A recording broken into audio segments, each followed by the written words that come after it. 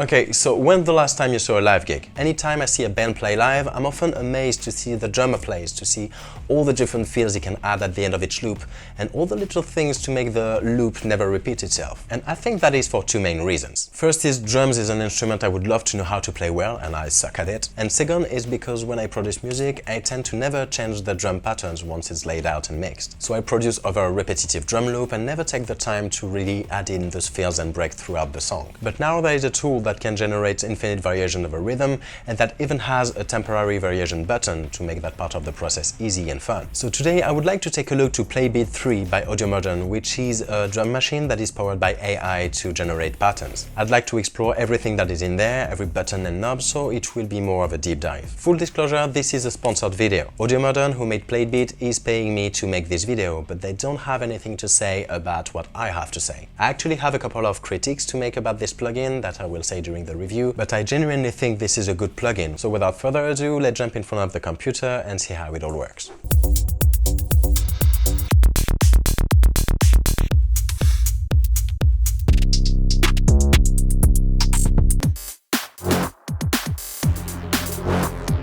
So Playbeat 3 is basically a drum machine with a step sequencer here that you can put in 16-step or 32-step mode. And every line represents a sound in your kit, so you can have up to 8 samples that can be drum hits or other sounds. So the bottom part is a step sequencer that can be replaced by pads, but we'll see that later. And the top part is all the parameters we can play with to make our patterns. So let's see this part first. You have here 6 parameters that you can use in the sequencer, so it's like there are 6 sequencers at a time. The first one is the steps. It's the classic mode to actually write your pattern and tell which sound should play and when. The second one is density, and with it you can tell each step to be re-triggered several times. So each step can play up to 8 times its sample. This is an excellent way to make some glitchy stuff.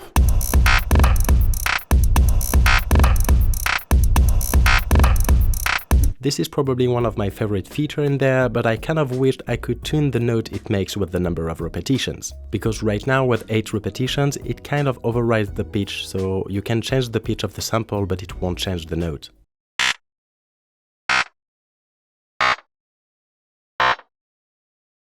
Still very fun to add some glitches in the loop. The next one is then the pitch, which tells you directly which note is played on each step, and I find that way easier than if it was displaying a number of semitones. Of course the sample needs to be tuned, but we'll see how to do that.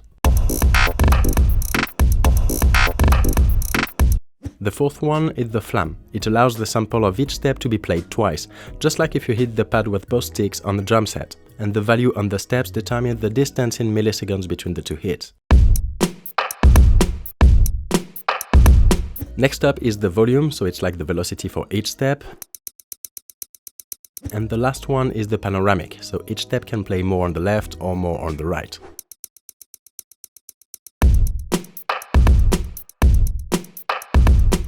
Now, each of these settings can have a different value for each step and for each sound, which is pretty powerful, but the best part is that it can all be randomized.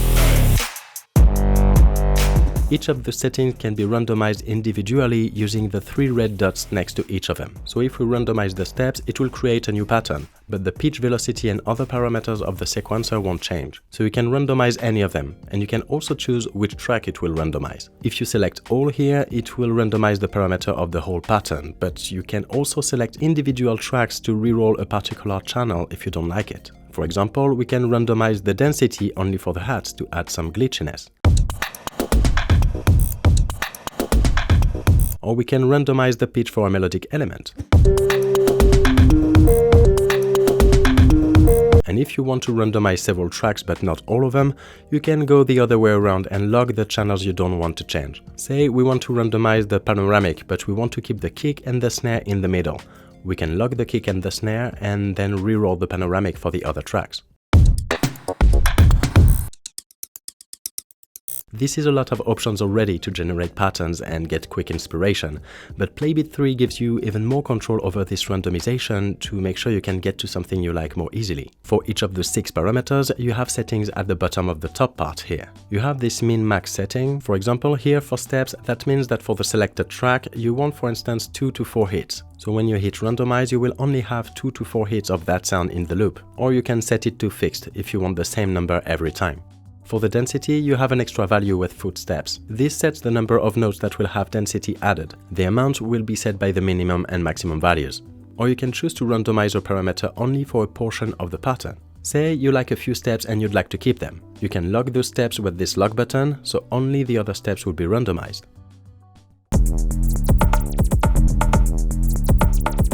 And when you're done, you can remove all the locks with this arrow icon, or you can reset it to erase everything. These settings are unique for each track and for each parameter, so you can really narrow down the randomness to a core structure you like. And of course, you can randomize the 6 parameters all at once with this big red button in the middle. This button is the global randomization button, and it acts like if you clicked each of these 6 randomized buttons at the same time, but with a twist. It actually has 3 modes. With the first mode, it will just randomize everything, straight up. With the second mode, it will create a variation based on what's already in your sequence, which is pretty cool.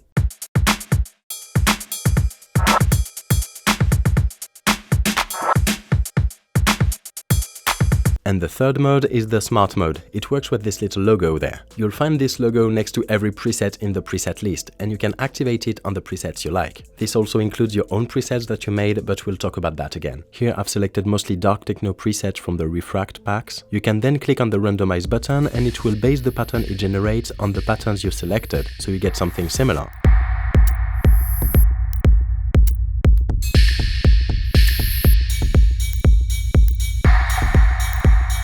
This is where the AI part of the plugin comes in handy, and I find it very cool. Let's see what it generates if I select more intricate patterns.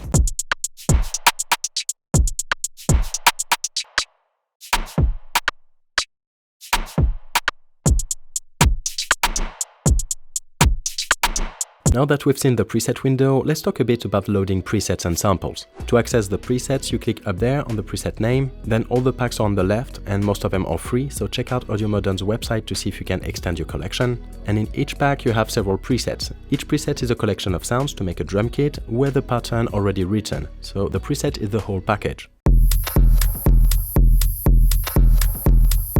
If you want to load your own sample or a sample alone, you can load it in the sequencer directly. The sample of each track is held at the top of it, right there. So you can drag and drop your sample on there or click on it to load a sample from Playbeat's library. On this screen, you can load a sample on any track. You select a folder on the left, you pick your samples in the middle, and then you can drag and drop them on different tracks on the right. From there, you can click here to edit the sample. Here you can change the beginning and end point of the sample to choose which part will be read. You can add a fade in and a fade out,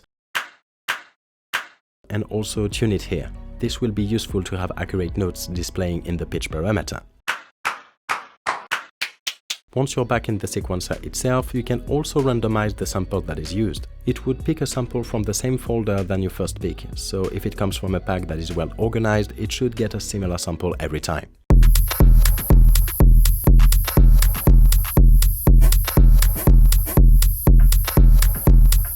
Also in the sequencer, at the top, you'll have the controls to set the time division of the grid, so the loop is read faster or slower. You can shift the pattern left and right, you can add shuffle to the groove, and you can also make the loop shorter with this slider here, to play just a portion of the pattern.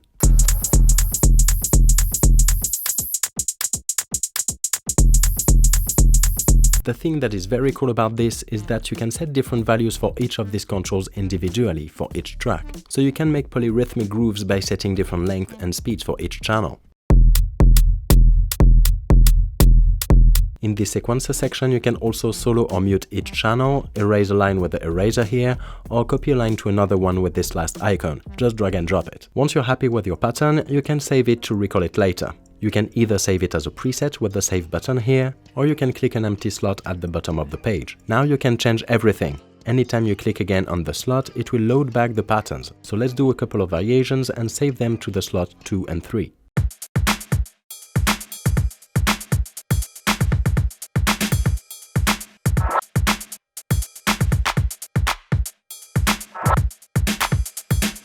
I can now navigate to any of those variations very quickly. One thing that I find not intuitive about this is that there's no way to directly empty the slot from here, or at least I haven't found it. To manage this snapshot, you have to go in the preset. There you can rename, add to favorite, or delete the snapshots you saved. They are full presets. If you click on the arrow of a preset, you can see its content, so you can load only a pattern or only a few sounds if you want to. You can also add some tags to make the preset easier to find later. And so it's in this preset menu that you can unassign the presets from the snapshots or assign them to another slot, which I found a bit tedious if you just want to empty a slot. But it also means that you can assign any preset you want as a snapshot, and that's pretty cool for live performances. In the top right corner, you have an infinity button. This will automatically create variations of the pattern as it goes. The number attached to it is the number of times the pattern will repeat before changing to a new variation.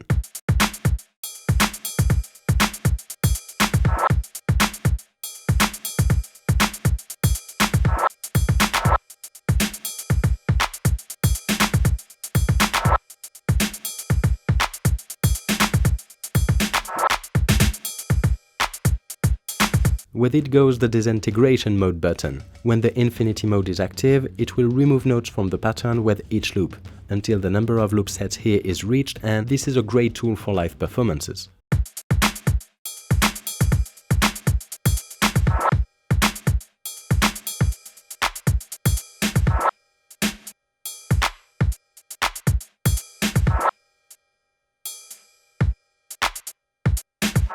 Another great tool for live performances is this button, which will generate a new variation of your pattern as long as you hold it, and it will revert back to your original pattern when you release it. At the top you have a button to access the pad section. This section has two modes, remix pads and sample triggers. The sample trigger is the simplest. It has 8 pads which play each of the 8 sounds in your kit, so it's a mode if you want to do finger drumming. The Remix Pads mode, on the other hand, allows you to play different variations of your pattern. You can click the Autofill Remix button at the bottom and it will assign the different variations of your pattern to each pad. And now each pad will play a remixed version of your pattern.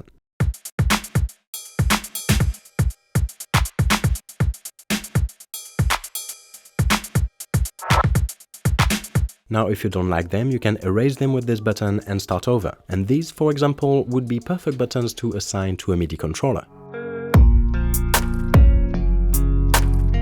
So to assign buttons and knobs to a MIDI controller, you can click on the MIDI icon here. From there you can just click on anything that's green and move a button on your controller to link them. You also have a MIDI menu here in which you can send the MIDI output of each track to a particular MIDI channel. I won't detail anything on this page, but an interesting feature here is the linear group. This is like a choke group for Playbeat. Here you can activate the tracks you don't want to overlap. So say I have close hats and open hats.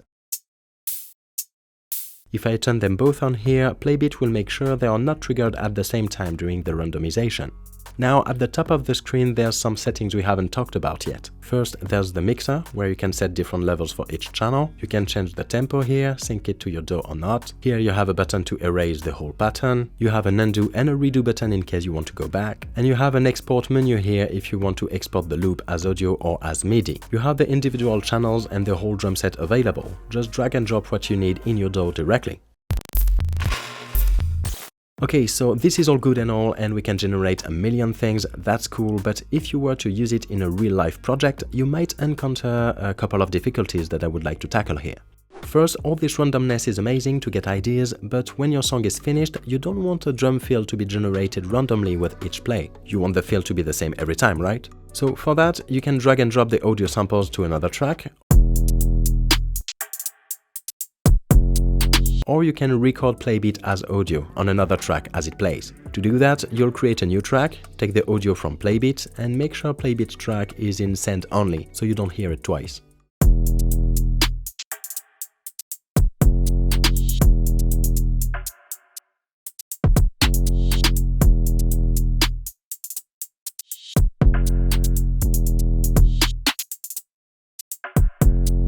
And the second difficulty is that when your song is finished, you probably want to be able to mix every channel independently. Well, that's possible with the same kind of routing. Create 8 new tracks, one for each drum sound, and for each of those tracks you can take the sound from Playbeat and then go get a particular channel in Playbeat. Put all those tracks in a group, put Playbeat in send only, activate the in for each track if you want to be able to hear Playbeat without having to record it, and now you can put effects on each individual element because they now all have their own tracks in your DAW. Now for the pros and the cons, what do I think about it? Before I give you my opinion, please tell me in the comments what you think about Playbeat so far.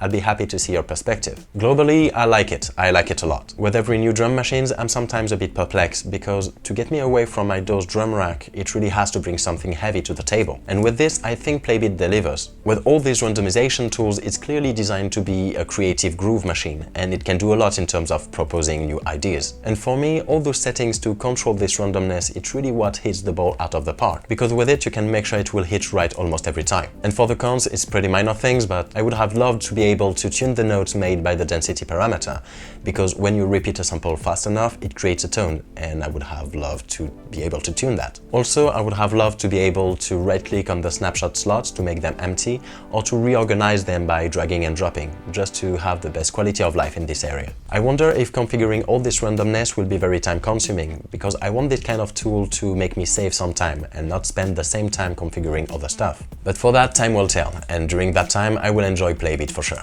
If you want to see more content like this one, you can tell me in the comments, you can check the playlist on my channel to see the videos that are already out, and you can subscribe to not miss the future ones. In the meantime, I thank you very much for watching, take care, and I'll see you all next time.